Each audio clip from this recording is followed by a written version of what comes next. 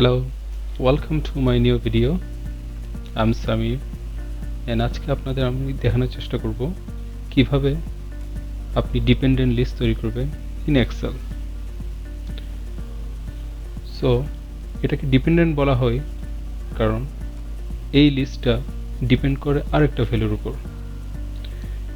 For example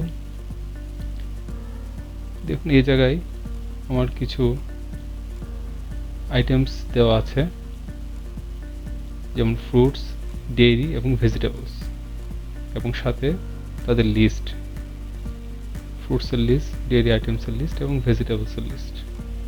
So all I want is when I select here the category, like I selected the fruits item, so এই item ঘরে আমার শুধু fruits আইটেমগুলোই দেখাবে। So আমি যদি এখানে ভেজিটেবল সিলেক্ট করি, আইটেমস সেলে আমার শুধু ভেজিটেবল আইটেমসগুলো দেখাবে, যে লিস্টটা আমি এই জায়গায় সিলেক্ট করে দিয়েছি। তেমনিভাবে আমি যদি ডেইরি সিলেক্ট করি, here it will show only the dairy items which I have created in a separate sheet. So এটা আমি কিভাবে তৈরি করেছি আজকে আমি দেখানোর চেষ্টা করব এটা। সো সঙ্গে থাকুন। একটা ডিপেন্ডেন্ট ড্রপ ডাউন লিস্ট তৈরি করতে আমাদের 4টা স্টেপ ফলো করতে হবে। প্রথম স্টেপটি হবে আমাদের category wise drop down list তৈরি করা। সো আমাদের এখানে আমরা 3টা ক্যাটাগরি সিলেক্ট করেছি, ফ্রুটস, ডেইরি, ভেজিটেবলস। সো শুরুতে আমরা প্রথমে সিলেক্ট করে নিলাম আমাদের ডাটাটুকু। Then from the ribbon tab select data, then data validation, from data validation select list, from source data select your category, then click OK. Now you can see এখানে একটি separate combo বক্সের button তৈরি হয়ে গেছে। এখান থেকে আপনি যে কোনো ডাটা সিলেক্ট করতে পারেন। এভাবে করে আমাদের প্রথম স্টেপটি আমরা শেষ করলাম। এবার আসুন, এবার সেকেন্ড এবং থার্ড স্টেপটা আমরা একসাথে করব। সেকেন্ড স্টেপটি হবে আমাদের ক্যাটাগরি ওয়াইজ যে লিস্ট আমরা তৈরি করেছি সেটা একটা টেবল তৈরি করা এবং এই টেবলটার একটা ডিফাইন নেম ক্রিয়েট করা। সো প্রথমে আমি সিলেক্ট করলাম, টেবল সিলেক্ট করার শর্টকাট হচ্ছে কন্ট্রোল টি, আর সিলেক্ট করা অবস্থায় ইনসার্ট রিবন থেকে টেবল অপশনে ক্লিক করলেও টেবল ক্রিয়েট হয়ে যাবে। Make sure this should be checked, my data has header, then click okay. একটি নতুন টেবল ক্রিয়েট হয়ে গিয়েছে। এখানে আপনি যে কোনো একটা ডিজাইন চুজ করলেন, আমি যেভাবে আছে সেভাবে রেখে দিলাম। সেকেন্ড স্টেপটি করার পর আমাদের থার্ড স্টেপটি একসাথে করতে হবে। থার্ড স্টেপ হচ্ছে আমার ফ্রুটস ক্যাটাগরির আন্ডারে যে লিস্ট আমরা ক্রিয়েট করেছি সেটার একটা ডিফাইন নেম ক্রিয়েট করা। সেক্ষেত্রে আমি আমার লিস্টটুকু সিলেক্ট করলাম,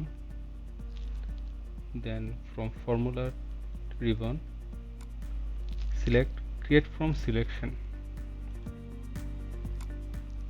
দেন এখানে এটি সিলেক্ট করে আছে অটোমেটিক। এক্সেল আপনাকে দেখিয়ে দিবে এটা টপ রো, কথা আমাদের হেডলাইন টপ রোতে আছে, so should be top rho.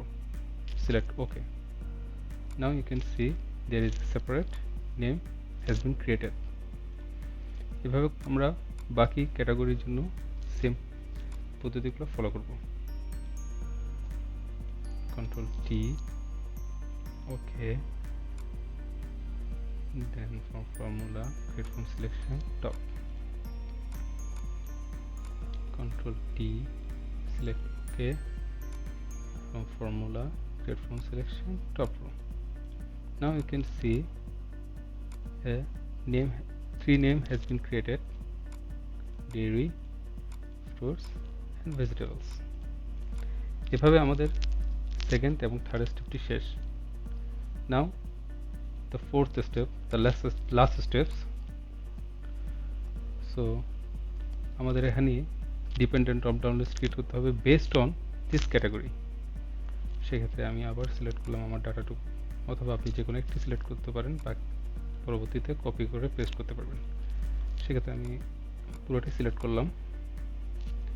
Select করে আমি ডাটা রিবন থেকে ডাটাটা সিলেক্ট করলাম, দেন ডাটা ভ্যালিডেশন থেকে আবার লিস্ট ট্র্যাক সিলেক্ট করলাম।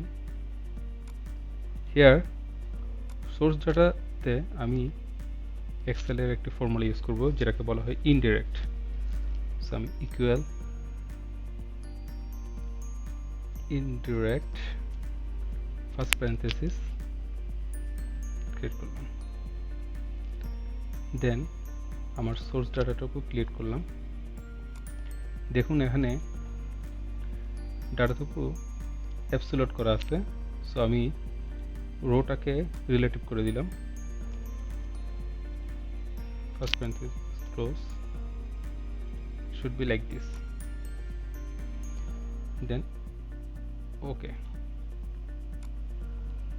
Now you can see যে আমার ক্যাটাগরি ওয়াইজ আইটেমটা চলে আসছে। এখানে যদি আমি ভেজিটেবলস দিই, আমার শুধু ভেজিটেবল আইটেমসগুলোই শো করবে। যদি ফ্রুটস দিই তাহলে শুধু ফ্রুটস আইটেমগুলোই শো করবে।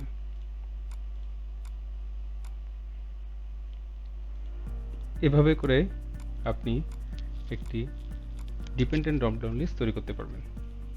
টেবল ক্রিয়েট করার সুবিধা হচ্ছে আপনি কোনো কারণে যদি কিছু অ্যাড করতে চান, লাইক আমি এখানে আরেকটা ফ্রুটস আইটেম অ্যাড করলাম,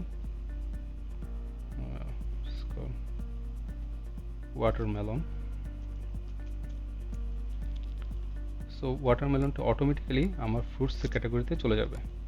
সো সেক্ষেত্রে আপনি দেখুন আমি যখন সিলেক্ট করব অটোমেটিক্যালি ওয়াটারমেলনটা চলে আসছে। এটাই হচ্ছে টেবল ক্রিয়েট করার সুবিধা। লাইক আমি এখানে যদি ডেইরি আইটেমসে যদি আমি আরেকটা আইটেম সিলেক্ট করি, লাইক সুইস চিজ, এখান থেকে আমি ডেইরি আইটেমটা সিলেক্ট করলাম। You can see separate this has been created. সেভাবে করে আপনি একটি drop down dependent drop down list create করতে পারবেন।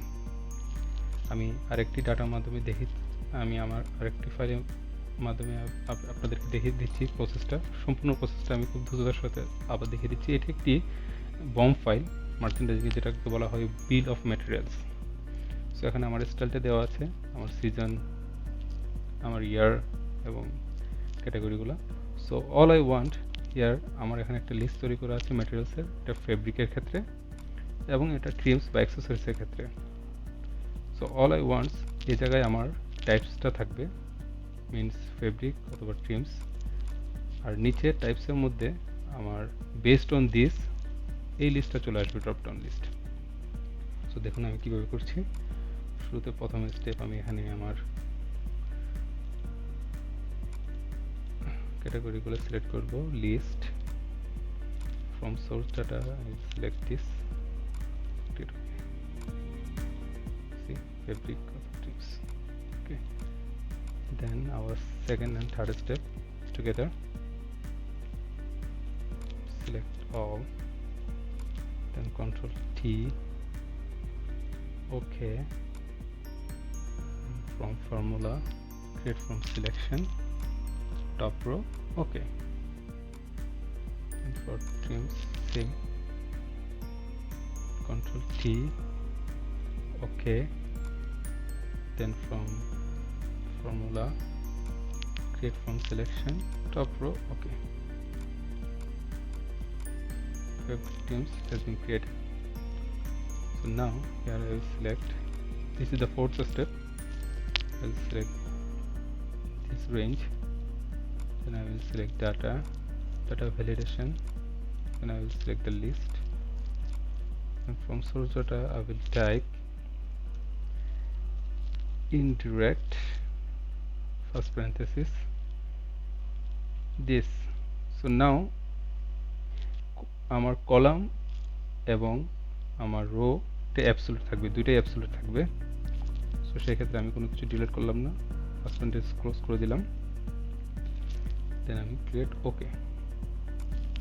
নাও ইউ উইল সি টাইপস, এখানে ফেব্রিক্সের টাইপসগুলো চলে আসবে। এখন যদি আমি ট্রিম সিলেক্ট করি, সেক্ষেত্রে আমি ট্রিমসের আইটেমগুলো এখানে সিলেক্ট করতে পারবো।